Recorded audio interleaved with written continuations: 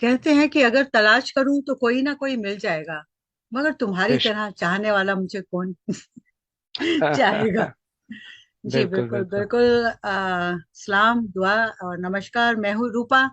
और जनाब, आदाब। आप अपने बारे में कुछ आज बताइए कि आप इतनी दूर से हमारे प्रोग्राम में आए हैं। मैं सबसे पहले तो आपकी तंजीम को मुबारकबाद देना चाहूँगा कि जिस तरह आप अपनी खिदमत अंजाम दे रही हैं उर्दू अदब और हिंदी अदब के लिए। और रह गई मेरी बात, तो मैं इंडिया के कैपिटल यानी दिल्ली से दिल्ली से मैं हैं। इस वक्त हाँ जी मुखातिब हूँ। और वैसे मेरा आबाई वतन जो है वो सोनभद्र है, जो एक 5 स्टेट का जंक्शन है। यूपी का साउथ ईस्ट का एरिया है, वाराणसी से थोड़ा आगे। तो जी। दरअसल मैं वहाँ का रहने वाला हूँ। इसलिए मैंने अपने तखल्लुस के साथ हम्म। हसन सोनभद्री लगा रखा है। जी हाँ, आपका नाम वैसे हसन सोन भद्री है, ये तो मुझे पता है, लेकिन मैं वही जी जानना चाहती थी कि इतना लंबा नाम, फिर जब मैंने आपसे पूछा आपने कुछ और भी बताया था। जी तो जी ये तखल्लुस है या आपका नाम है, या क्या इसके पीछे राज है? जी। मेरा पूरा नाम तो सैयद कमरुल हसन है। जी। लेकिन तखल्लुस में करता हूँ हसन सोनभद्री। हसन सोन भद्री से। जी। जी जी। क्या बात है। ये तो आज हमारी बहुत खुशकिस्मती है कि आपको इतनी दूर से हमने पकड़ लिया। आप कहाँ दुनिया के किसी और कोने में रहते हैं, हम कहीं और रहते हैं, ना कोई पहचान ना कोई जान। कहते हैं कि एक तो जो शेरो और शायरी होती है या लैंग्वेज होती है जिसे हम प्रमोट करते हैं, उसकी उसके लिए कोई इंसान मायने नहीं रखता कि ये इस जात का है, उस जात का है, इसका है, यहाँ का है, वहाँ बेशक का है, इंग्लैंड का है, अमेरिका का है, कहीं का बेशक। भी है। तो देख जी लीजिए, तो आप हमारे सामने आ चुके हैं। फिलहाल ये बताइए कि आपको ये जो शौक है, आपने कहा कि मैं कविता भी लिखता रहा हूँ, आपकी हिंदी माशाल्लाह बहुत अच्छी है, आप शेर और शायरी भी करते हैं, और आई थिंक आपने कहा कि आप कुछ किताबें भी लिख चुके हैं या लिख रहे हैं। तो इसके बारे में थोड़ा सा बताइएगा। जी। रूपा जी, मैं दरअसल लिखने का सिलसिला तो बहुत पहले ही शुरू हो गया था। खास तौर से पोइट्री की जहाँ तक बात की जाए, जी। तो मैं शायरी करने लगा था और गजलें नज़में वगैरह थोड़ी बहुत लिखा करता था। हम्म। लेकिन ये इतना आसान नहीं है। इसका एक ग्रामर है जिसे अरूज कहते हैं। जी। तो जब तक आदमी इसे सीख न ले अरूज को, तब हम्म। तक उसकी शायरी एक पैरहन में, एक लिबास में नहीं आती है। जी। तो इसमें थोड़ा वक्त तो लगता है। और दूसरी चीज कि जब काफी कुछ मैं लिख चुका, तो फिर हमारे जो अहबाब हैं उन्होंने हमें मशवरा दिया कि आप इसे सामईन के सामने ले जाएं, कारी के सामने ले जाएं, वो आपको सुने, ताकि वो जो मीज़ान है कि आपके ख्यालात दूसरे तक मुंतकिल हो रहे हैं या नहीं हो रहे, जी। तो उस तरीके से जैसे आप सोच रहे हैं। तो फिर हमने कोशिश शुरू की। लिहाजा हमें सबसे पहला मुशायरा जो मिला वो गालिब एकेडमी का था, जहां मैंने अपनी क्या अपने बात कुछ है। अशार, कुछ नज़में और गज़लें वगैरह हमने वहां पढ़ी। इसके बाद जो है फिर सिलसिला शुरू ही हो गया। उसके बाद अलग अलग जगहों पे फिर बुलाया जाने भी लगा, लोग जी। हमें बुलाने लगे, मैंने सुनने आपका लगे। एक मुशायरा देखा था, एक कवि जी सम्मेलन भी देखा था। तो आपकी जो जी जी यूट्यूब है, जी हाँ, बहुत ही जी खूबसूरत जी लगा हमें। जी। जी, शुक्रिया। तो फिर इसके बाद जो है दरअसल मेरा सब्जेक्ट हिंदी भी रहा है और उर्दू भी। जी। तो हिंदी तो एक कंपलसरी लैंग्वेज की तरह थी, क्योंकि मैंने यूपी से, अपनी उत्तर प्रदेश जो स्टेट है यहाँ का, जी। वहाँ से हमने पढ़ाई शुरू की थी। तो एक कंपलसरी सब्जेक्ट के तौर पे था। तो हिंदी भी चलती रही और साथ साथ उर्दू भी जो है, क्योंकि ये हमारे घर की जो जो मादरी जबान थी वो उर्दू थी। जी। और बहुत इस बात का ख्याल रखा जाता था कि बोल चाल में उर्दू जबान जो है वो पूरी तरह से, क्योंकि ये जबान ऐसी है जो आते आते आती है, एकदम से नहीं आती। तो सही। इसके लिए हाँ थोड़ी जो थोड़ा मश्क और एक लगातार जो है मुस्तकिल इसको बोलते रहने की जरूरत पड़ती है। लिहाजा कभी कभार ऐसा भी होता था कि कोई ऐसा वर्ड मैं बोल देता था, कोई लोकल लफ्ज इस्तेमाल कर दूं, तो मेरी वालदा जो है मुझे फौरन टोका करती थी कि बेटा इसके लिए उर्दू में खूबसूरत लफ्ज मौजूद है, उसका इस्तेमाल क्यों नहीं करते, हम्म। और तुम उस लफ्ज को जानते भी हो तो क्यों ऐसा लफ्ज बोलते हो, लोकल सा वर्ड क्यों यूज करते हो, जो वहाँ की जो जबान होती है। तो ये एक तरह से तरबियत होती रही, तो उर्दू मेरे साथ साथ चली। लेकिन एक उस वक्त एक माइंडसेट हुआ करता था लोगों में, अब तो खैर अब तो किसी भी चीज में एक्सपर्टाइज जो है वो काफी काम कर जाती है। लेकिन हम्म। उस वक्त ऐसा लगता था कि शायद दुनिया में दो सबसे बड़े ओहदे हैं, एक है इंजीनियर साहब और दूसरे हैं डॉक्टर साहब।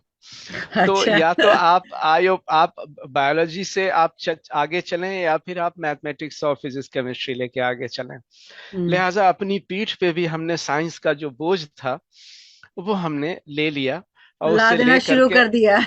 जी जी जी। जी जी। और अच्छा, मैं लिटरेचर का आदमी, मुझे स्केचिंग वगैरह का बड़ा शौक था, तस्वीरें बनाना, मुसव्वरी का बड़ा शौक था, और म्यूजिक का भी शौक था, फ्लूट वगैरह बजाया करता था, और लिखना। तो मैं लिटरेचर का आदमी, जहनी तौर पे मैं दिल से लिटरेचर का ही आदमी था।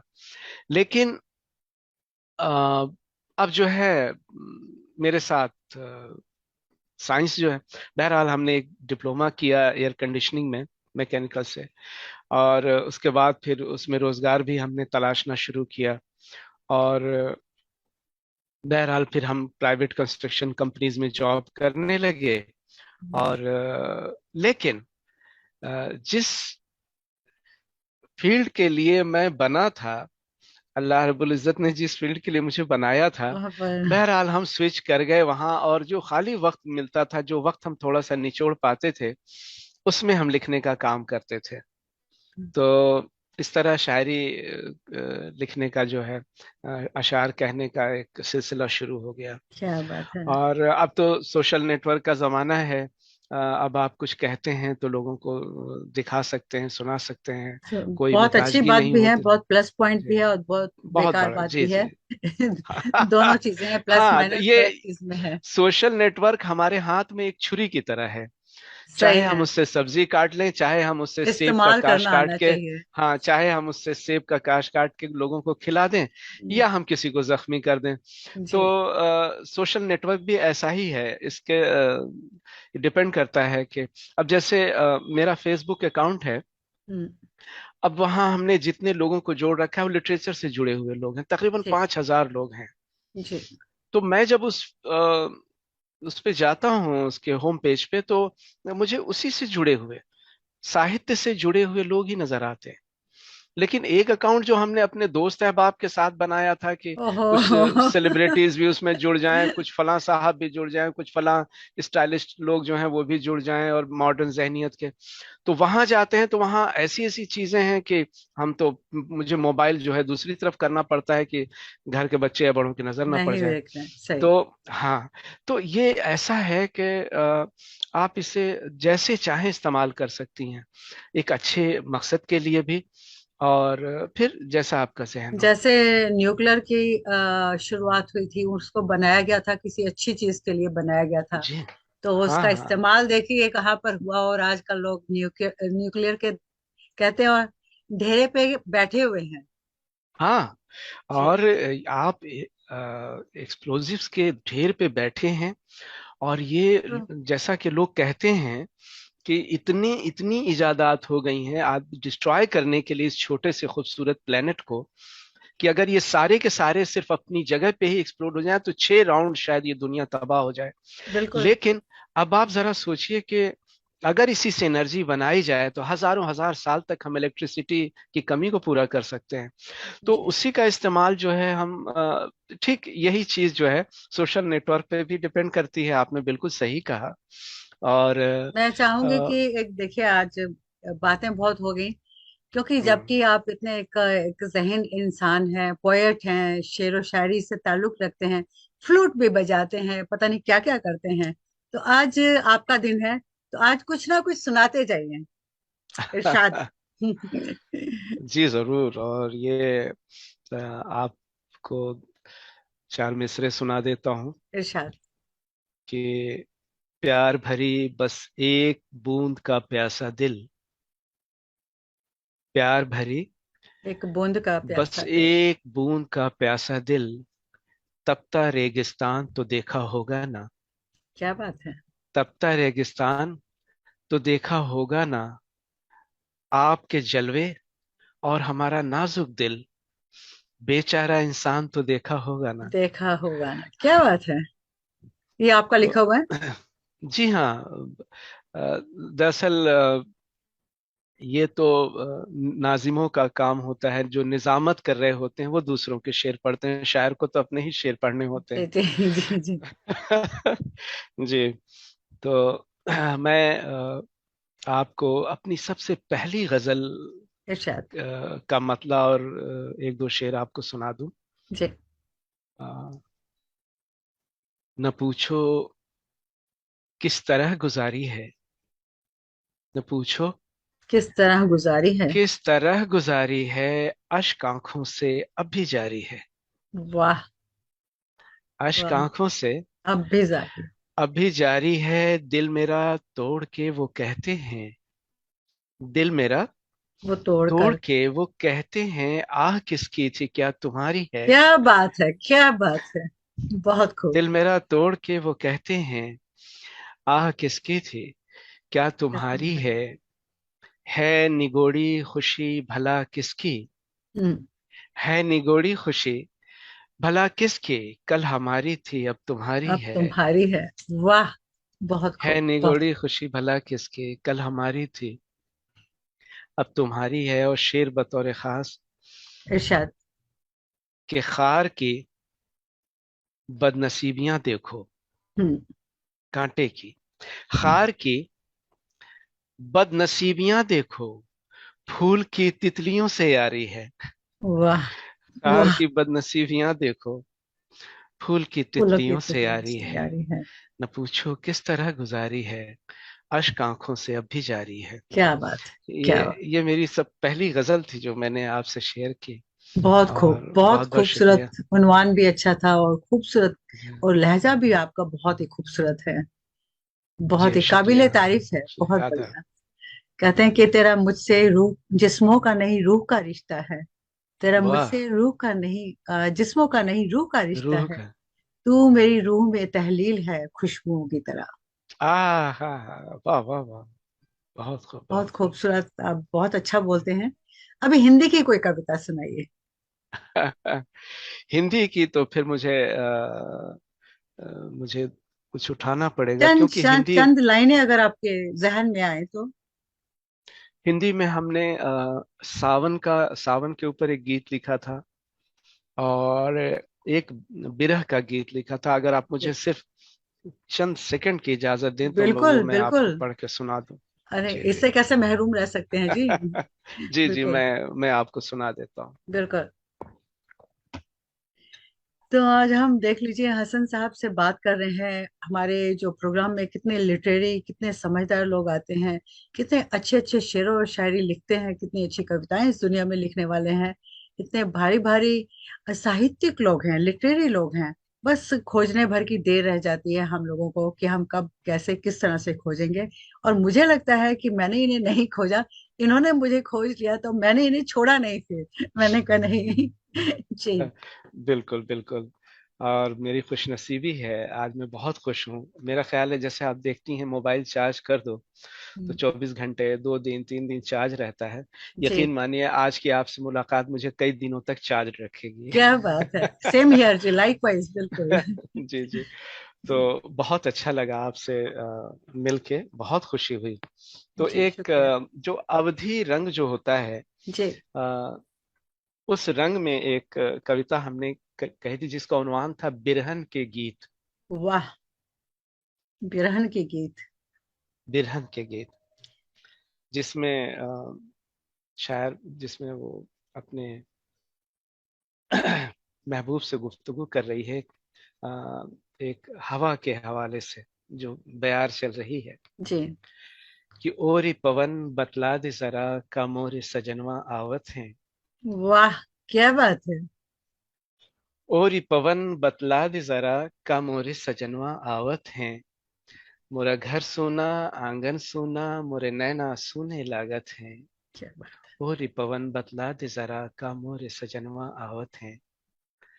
तुम रूठ गए का बात हुई, है। ना कोई संदेशा घर आया। तुम रूठ गए का क्या बात बात हुई, हुई। ना कोई संदेशा घर आया। अब आन मिलो तो रियास लगी, मोरी अखियां नीर बहावत हैं। ओरी पवन बतला दे क्या जरा, का बात है। मोरे सजनवा आवत हैं। बदरा कारे घिर आए सजन, बदरा कारे अरे घिर घिर आए आए सजन, सच। बूंदों की बाजे पैजनिया। सब मोर पपीहा कोयलिया, बिरहन के गीत सुनावत हैं। वाह। ओरी पवन बतला दे जरा, का मोरे सजनवा आवत हैं। वाह, बहुत खूब, हम बहुत खूब। हम जी न सकेंगे ते तोरे बिना, हम जी न सकेंगे तोरे तोरे बिना, ये बिना। वादा करके भूल गए। हम जी न सकेंगे तोरे बिना, ये वादा करके भूल गए। जब याद आवे मीठी बतियां, जियरा में हुक उठावत है। वाह। ओरी पवन बतला दे जरा, का मोरे सजनवा आवत है। सब साज सिंगार बिसार दिए, दर्पण से यारी छूट गई। सब जी। साज सिंगार बिसार विस्तार दिए, दिए, दर्पण से यारी छूट दर्पण गई। से यारी छूट गई। मन तरसत है मनमीत बिना, अखियां में रैना काटत है। ओरी पवन बतला दे जरा, का मोरे सजनवा आवत है। मोरा वाह। घर सूना, आंगन सूना, मोरे नैना सूने लागत हैं। ओरी पवन बतला दे जरा।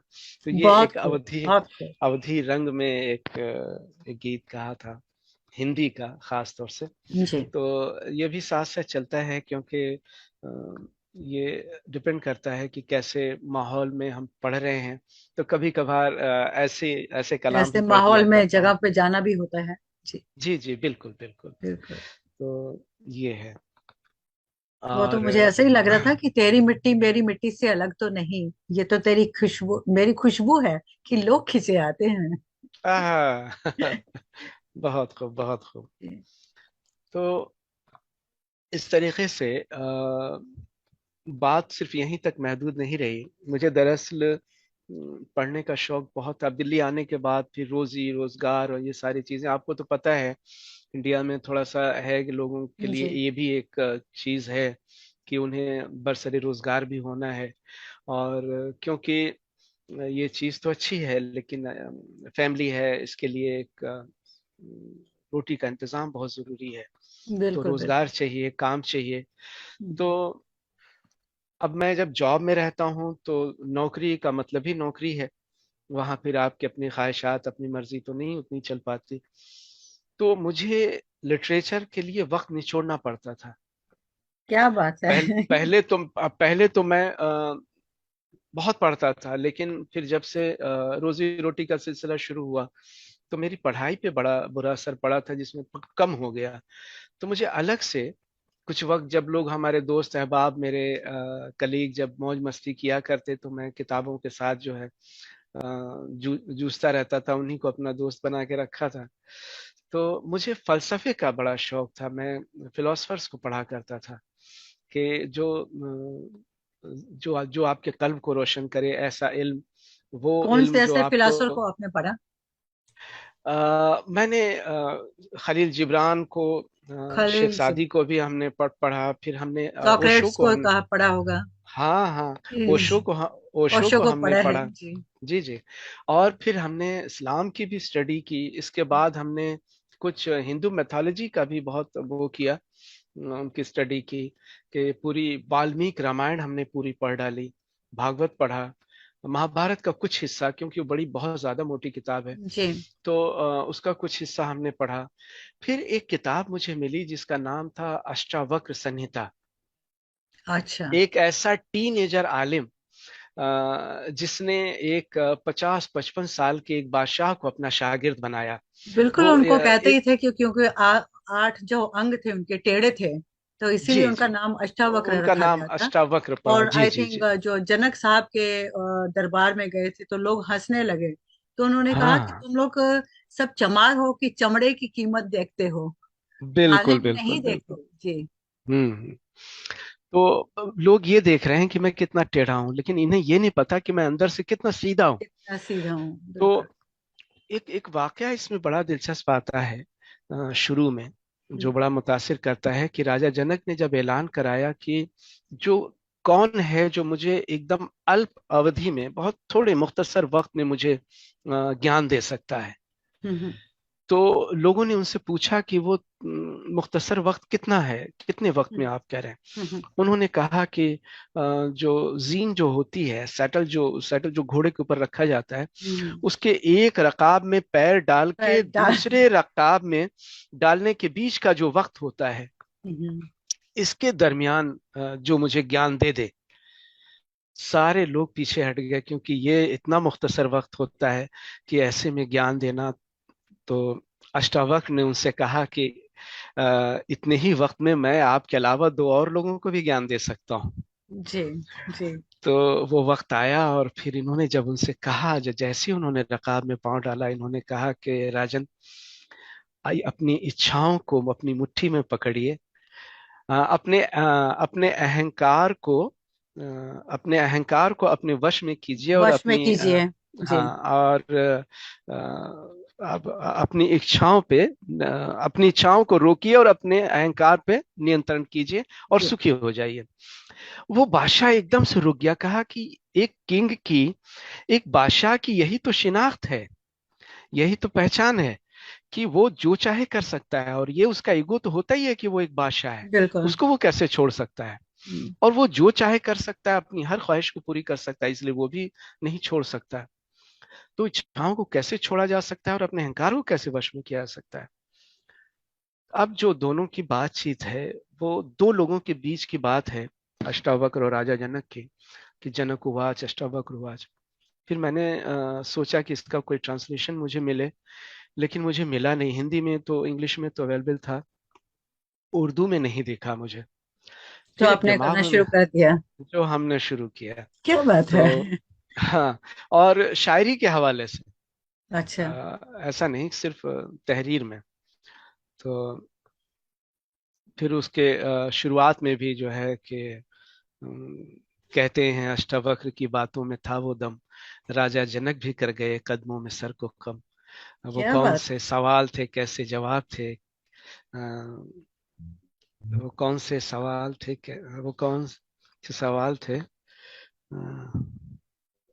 मैं तो उसकी दूसरे कोई दो बात नहीं है, मिसरे में फिर भूल रहा दोबारा हूँ। इंटरव्यू लेंगे तो तो उसके बाद हम बात करेंगे। हाँ, वो ऐसा मौजू है जिस पे हम बहुत देर तक बात कर सकते हैं। जी। तो ये जो खास तौर से बात के कहते हैं, अष्टावक्र की बातों में था वो दम, राजा जनक भी कर गए कदमों में सर को खम।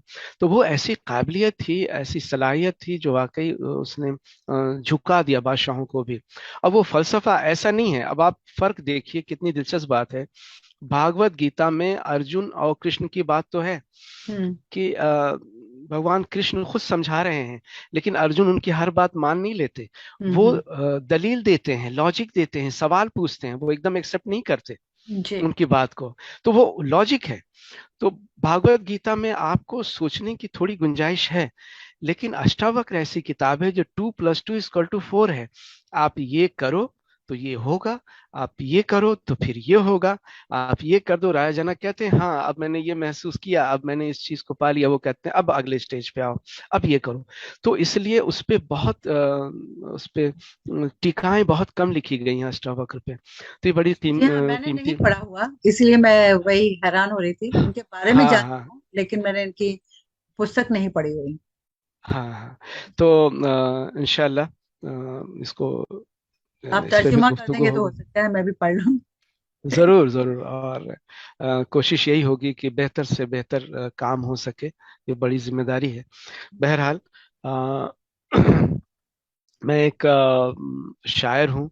और आजकल थोड़ा सा, अब जब से मुशायरों में लोगों ने बुलाना शुरू किया है, दूर दराज शहरों में जब जाने लगा हूँ पढ़ने के लिए, तो अब थोड़ा जहन इधर ज्यादा वो रहता है। अच्छा, ये भी एक बड़ी अजीब बात है कि लिखने के लिए जो अदबी टाइप की शायरी जो मुशायरों में नहीं की जा सकती, हम्म। वो अलग होता है। वो एक शायर के पास वो एक उसका असासा वो अलग है। और एक शायरी ऐसी होती है जो जो लोगों के बीच जाके पढ़नी होती है, थोड़ा आम फहम जबान में होता है कि जी। लोगों को ज्यादा समझ में आए। तो इस तरीके की भी चीज़ें होती हैं। बहुत से मेरे कलाम ऐसे हैं जो मैं कहीं पढ़ता नहीं हूँ कहीं जाके, तो मुशायरों में, क्योंकि वो जब ख्याल लोगों तक मुंतकिल ना हो तो फिर वो ज़ाया चला जाता है। वो जिस दाद और तहसीन का मुस्तहक है वो उसको मिल नहीं पाता। तो कभी कभार ऐसी नशिस्त होती है, ऐसी छोटी महफिलें होती हैं जहाँ मैं उन्हें पढ़ता हूँ, लेकिन मुशायरों में नहीं। तो अब मैंने क्या करना शुरू किया है, हमारे कुछ शोरा हैं जो बाहर मुल्कों में भी जा रहे हैं पढ़ने के लिए, तो मैं उन्हें देखता हूँ कि वहाँ भी लोग किस कदर हिंदी को पसंद कर रहे हैं, और उर्दू से उनको किस कदर लगाव है, और बड़ी कहते हैं जिंदा दिली से लोग सुनते हैं और दादो तहसीन से नवाजते हैं। माफ कीजिएगा, आप मुझे सुन रहे थे सारा, ये बीच में गड़बड़ी हो गई। अच्छा, पर मेरी हाँ, आवाज आ रही आपकी है? आवाज आ रही थी। जी जी। हम्म। कोई बात अच्छा नहीं है। अच्छा। जी जी। हाँ, तो हाँ, आप पूछिए, आप कुछ कह रही थी। नहीं, बस वक्त काफी हो गया है, तो मैंने कहा तो आपसे इजाजत भी लें, क्योंकि अच्छा बहुत लग रहा है लेकिन वक्त इतना नहीं है। तो बिल्कुल, मुझे बहुत अचानक अच्छा लगा। अमीर खुसरो का याद आ गया कि जैसे गोरी सोई सेज पर बैठ डाले मुंह पर हाँ, केस, चल खुसरो घर आपने, सांझ भई सांझ चौधरी। भई चौदेश। वाह वाह वाह वाह। वो फलसफा अमीर खुसरो तो हम कह सकते हैं। बिल्कुल। अभी मैं आपको एक एक छोटी सी चीज बताते हुए इरशाद फिर आपसे इरशाद। जी। रुखसत लूं, कि यहाँ एक है, जेन्यू जेन्यू में थी, तो हम्म। रिटायर हो गई हैं। उनसे मेरी अक्सर बात होती है। तो एक दिन मैंने कहा कि किसी शख्स का नाम लेके कि वो स्कॉलर, तो उन्होंने कहा अरे क्या बात कर रहे हैं, स्कॉलर तो सिर्फ एक ही हुआ है हिंदुस्तान अमीर में। खुसरो। तो तो उन्होंने कहा कि एक ही स्कॉलर हुआ है जिसका नाम था मीर खुसरो। और मैं अक्सर जब मेरा दिल वो होता है, कभी कभी उदास होता हूँ, तो मैं निजामुद्दीन औलिया जाता हूँ और अमीर खुसरो की दरगाह पे वहाँ फातिहा पढ़ता हूँ और वो ज़ियारत करके वापस आता हूँ। तो कभी कभार जब दिल बहुत उदास सा हो जाए या कुछ अच्छा नहीं लगता तो मैं जी निजामुद्दीन भी जाया करता हूँ। बहरहाल मुझे बहुत अच्छा लगा, रूपा सचदेव जी, और आप जो खिदमत अंजाम दे रही हैं वहाँ, बस खास तौर कोशिश से। कर रहे हैं जी। हाँ हाँ हाँ, और कोशिश हिंदी कर और रहे हैं। उर्दू, उर्दू और हिंदी के लिए इतना, और आपकी आपकी शख्सियत जो है ऐसी है कि आपको सुनना, आपकी जुबान से हर बात अच्छी लग रही है, जो बोलती हैं या शेर यानी आप कहती हैं। भी बहुत ही तो खूबसूरत बोलते हैं, बहुत अच्छा बोलते हैं, ज़हीन लगता है कि हाँ किसी ज़हीन इंसान से बात कर रही हूँ। शुक्रिया, नाचीज इस लायक नहीं है, लेकिन ये आपकी खाकसारी है, आप ऐसा कह रही हैं। लेकिन मैं बहुत मुतासिर बहुत हुआ आपसे, बहुत खुश हुआ आपसे मिल करके। बहुत बहुत शुक्रिया, और थैंक यू। इंशाल्लाह हम बातें करते रहेंगे। जी। और आप भी कोशिश कीजिए कि कुछ अच्छे शोरा जो हैं वहाँ भी आएं और पढ़ें। कुछ ऐसे लोगों को तलाश मैं कीजिए जो पूरी हैं, कोशिश जो करूंगी जी, आपको। बिल्कुल। हाँ, और बाकी और दुनिया में तकरीबन 20-22 मुल्क ऐसे हैं जहाँ यहाँ के शोरा जाते हैं, उर्दू और हिंदी की महफिलें सजती हैं, मुशायरे जैसे होते भी हैं। थोड़ा ठीक हो जाएगा माहौल, तो शायद कुछ ना जी। कुछ होना शुरू हो जाएगा। हाँ हाँ जी। हाँ, और इंशाल्लाह उम्मीद रखते चलिए, हैं। बहुत बहुत शुक्रिया और जनाब। फिर आपसे बात होगी, बहुत बहुत अच्छा लगा आपसे थैंक यू मिलके। जी। खुदा हाफिज, और आपकी खुदा तंजीम हाफिज। के लिए, उसकी कामयाबी के लिए ढेर सारी दुआएं। Thank you. Allah Hafiz. Allah Hafiz.